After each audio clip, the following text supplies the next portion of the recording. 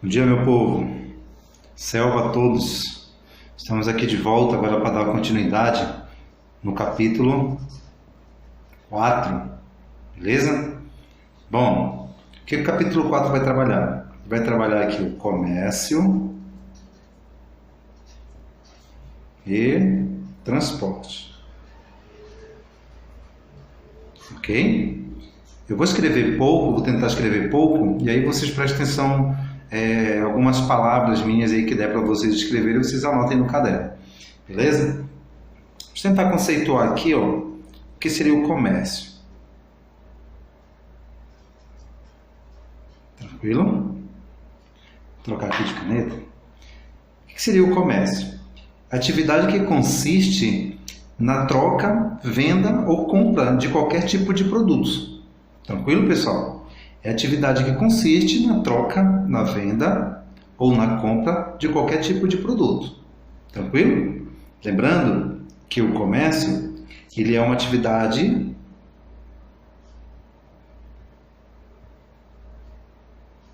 tão antiga quanto a humanidade. Tranquilo, pessoal? É uma atividade muito antiga. E quando é que esse comércio ele vem surgir? Quando é que ele vem surgir? Né? Ele vem surgir a partir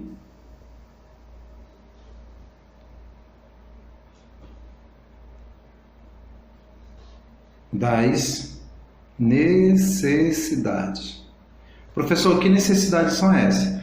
Necessidade, pessoal, de obter outros produtos. Tranquilo? Só que esses outros produtos, eles já vão se encontrar com quem? Com outras comunidades. Tranquilo? Olha só, repetir aqui. É atividade antiga, igual a humanidade, como foi dito. Quando é que ele vem a surgir? A partir do momento que você tem a necessidade de quê? De obter outros produtos. Tranquilo? Só que esses outros produtos que você não tem, você vai conseguir com outra comunidade, com outra população, com outro povo. Beleza? Vou dar um exemplo aqui. Vamos supor aqui que a Sofia, certo? Ela tenha um tipo de produto. Só esse tipo. Mas a Higina, certo? Ela quer o produto da Sofia. Mas a Sofia não vai dar para a Higina, ela vai o quê? Trocar. Então a Higina faz isso aqui e a Sofia faz isso aqui. Beleza? Então existe aqui uma troca. Tranquilo, pessoal? Então essa comunidade é uma outra população. Só que o problema, né, essa troca, na verdade, direta que ela começa a surgir aí, ela vai se tornar difícil, né? Essa troca, vamos lá. Surge aí a troca direta. Que é isso aqui que eu acabei de dar exemplo da Sofia e da Higina. Tranquilo? Só que se essa troca direta, ela se torna difícil. Por que ela se torna difícil? Porque os produtos, né, que eles seriam trocados, eles seriam muito pesados e também eles apresentariam, ou eles eram pesados, ou eles apresentariam dificuldade de transporte. E geograficamente, essas comunidades aqui, ó, elas estavam bem distantes uma das outras. Tranquilo, pessoal?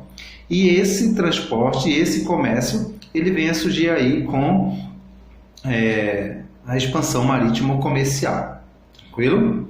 Então vamos lá. Vamos falar um pouco aqui, ó. Qualquer coisa, vocês me perguntam lá na hora.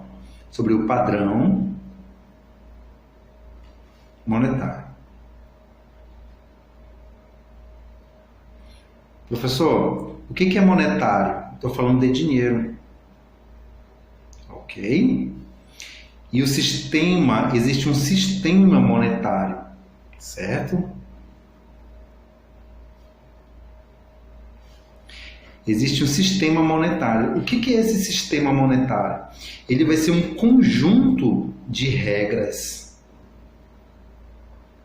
e instituições, ok? Responsável por organizar a moeda.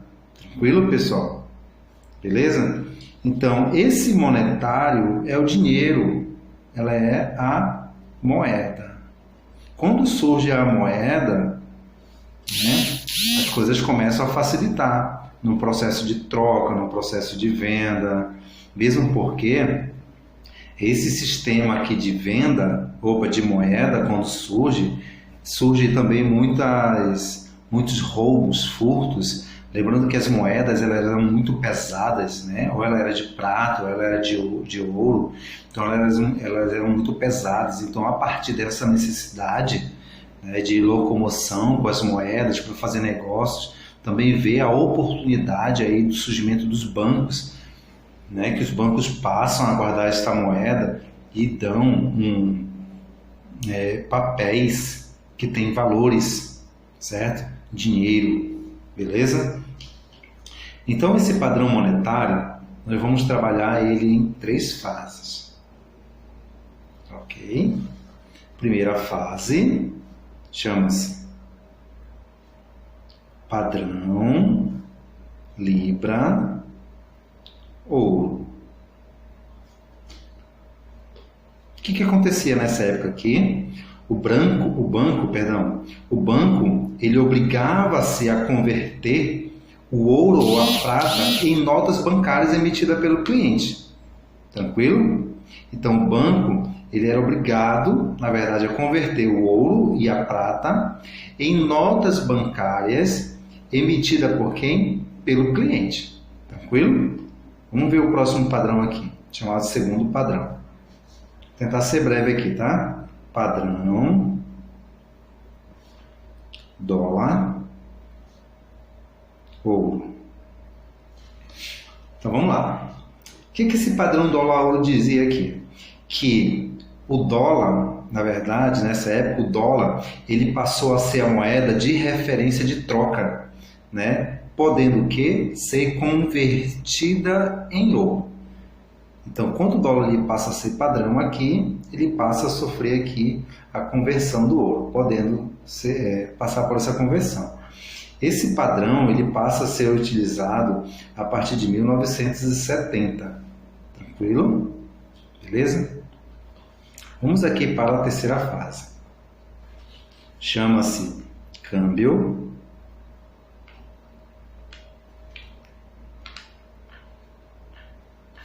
flutuante. O que dizer aqui nesse câmbio flutuante? Nessa fase, povo, a economia do país ela vai variar de acordo com o mercado internacional, buscando sempre o quê? Uma estabilidade econômica. Tranquilo? Então, a economia ela vai variar de acordo com o mercado internacional e vai buscar ali uma estabilidade econômica. Tranquilo? É quando o dólar aumenta, quando o dólar cai, quando o euro sobe. Beleza, pessoal? Tranquilo?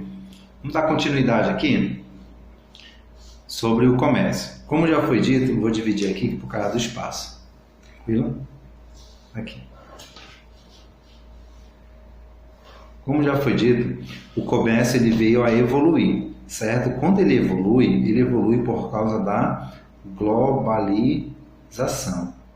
Lembrando que o comércio ele evolui a partir da expansão marítimo-comercial, tranquilo? Que é onde ocorre ali o processo de troca e venda de produto, de matérias-primas, geralmente com os países do norte, certo? Então, nessa época, os países do norte eles exportavam, nessa época não, né? Na época da DIT, os países exportavam aí os produtos industrializados e os países do sul importavam os industrializados e exportavam a matéria-prima. Então vamos lá. Com a globalização, o comércio ele tende a evoluir. Professor, o que é globalização? São mudanças que vêm ocorrer no mundo. Vocês lembram das 5 esferas que nós trabalhamos? O que é isso aqui? É a esfera social, cultural, econômica, financeira e tecnológica. São 5 esferas da globalização. Ok, pessoal? Então, o comércio mundial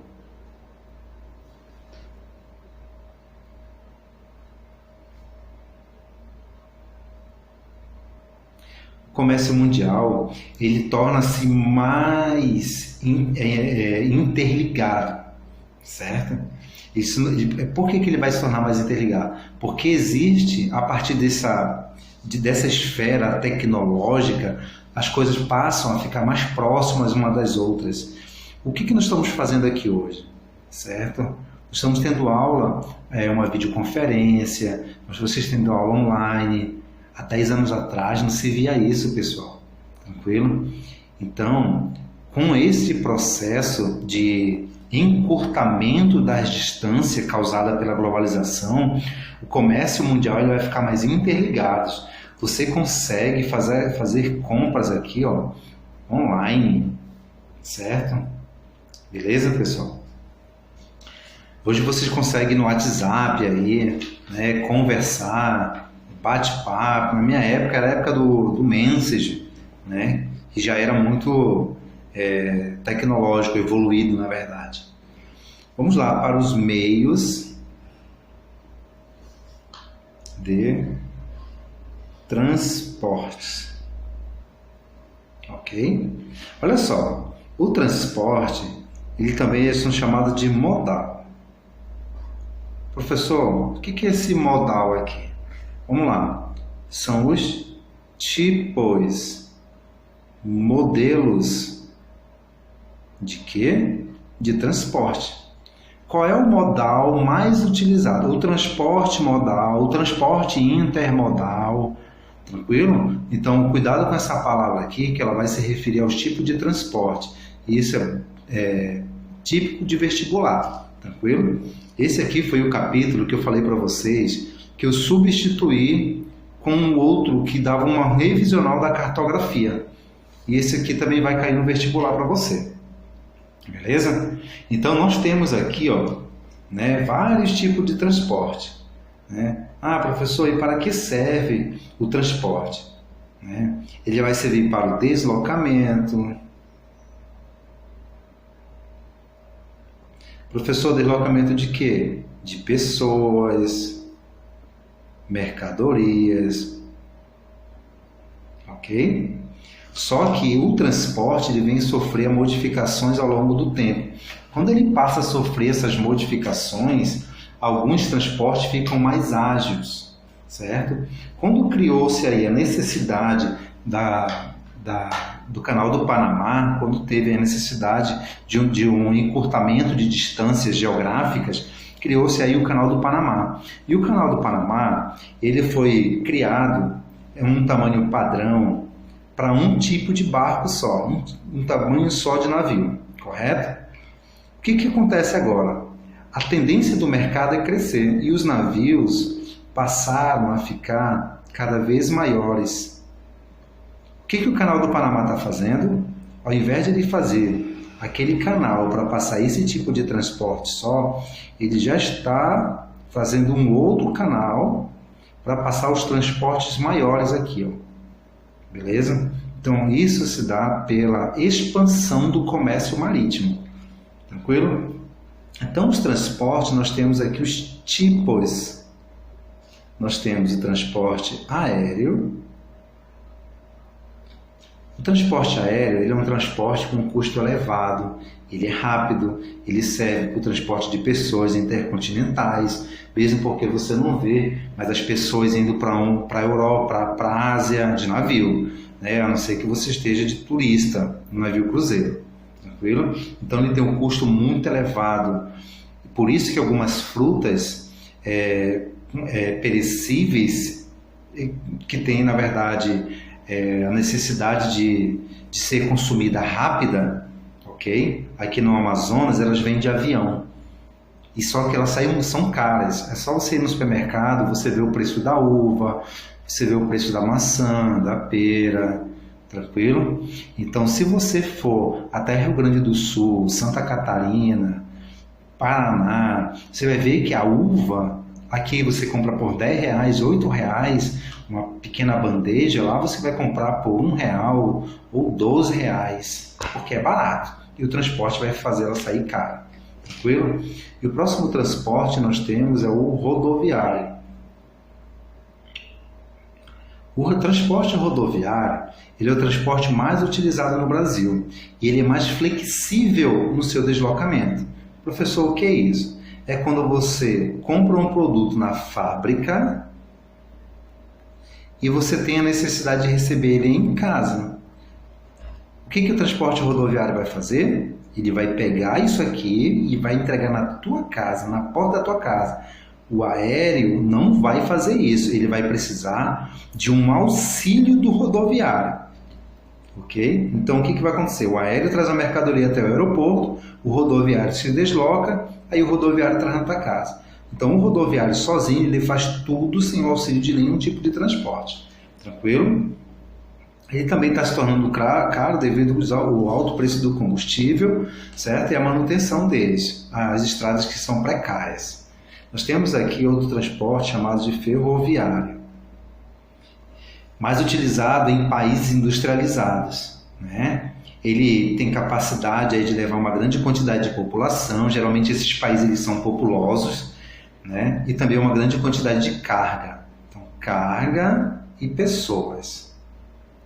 O problema do ferroviário, a produção, a manutenção dele é muito cara e ele também é dependente de quem? Desse camarada aqui, ó, transporte rodoviário.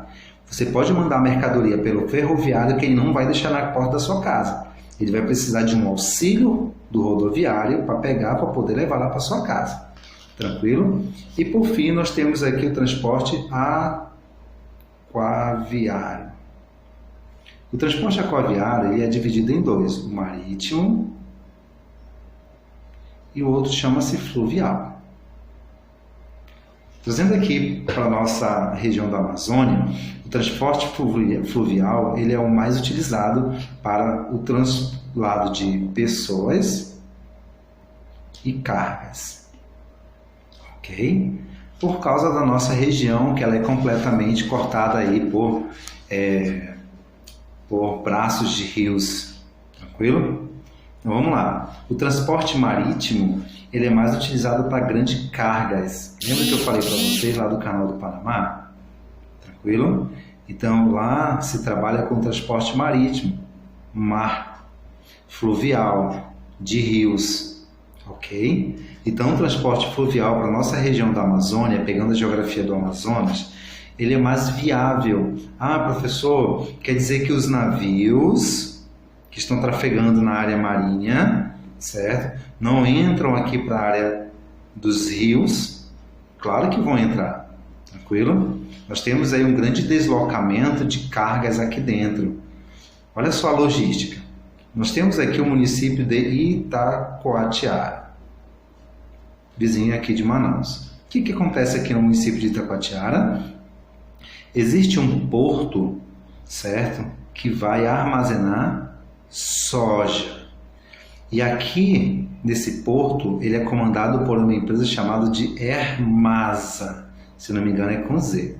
Ok? O que a empresa Hermasa vai fazer? Ela vai pegar o transporte hidroviário, que são balsas, empurradores, vai fazer o deslocamento e vai até a região de Rondônia. Quando chega em Rondônia, lá vai ter um outro depósito de armazenamento. De quê? De soja. De onde vem essa soja? Vem do norte de Mato Grosso. E também vem do sul do Amazonas e da própria Rondônia. Rondônia. Tranquilo, pessoal? E essa soja aqui, ó, ela é armazenada neste armazém. Só que Rondônia está muito longe do Amazonas. O que a empresa faz? Ela se desloca aqui, ó, com os empurradores, né? Empurrando aqui na frente. E assim vai. O que eles fazem? Chegam aqui, eles pegam toda a soja, vêm pelo Rio Madeira, Rio Solimões, pegam o Rio Amazonas, até chegar onde? No porto da Hermasa. Quando a soja chega para ser armazenada aqui, lembrando que essa logística é só na Amazônia. Quando a soja chega e fica armazenada aqui, quem é que vai atuar aqui? Ó? O transporte marítimo. Aí vem o navio. Tranquilo? O que esse navio vem fazer? Eles vêm pegar a soja e vão levar lá para os Estados Unidos, né? vão levar para a Argentina, eles vão levar para a China, ok? Então, o transporte marítimo, ele tem o deslocamento dentro da área fluvial do território da Amazônia, tranquilo? Lembrando, pessoal, que o PSC, principalmente o CIS, eles criam perguntas específicas. Eles vão falar de peixes, tipos de bois, que nós vamos ver ainda, tipo de minérios por municípios. Então, é bem interessante vocês saberem desses detalhes aqui. Tranquilo, pessoal? Nós temos aqui, ó, passar aqui, ó, tem duas atividades para vocês da página 2 e a página 8. Tranquilo? Eu gostaria que vocês realizassem essa atividade aqui. Então, espero, pessoal, que eu tenha ajudado e contribuído um pouco para vocês. Procurem anotar no caderno de vocês. Qualquer dúvida, a gente se encontra no nosso Hangout aí na segunda-feira. Tranquilo? Obrigado, até mais.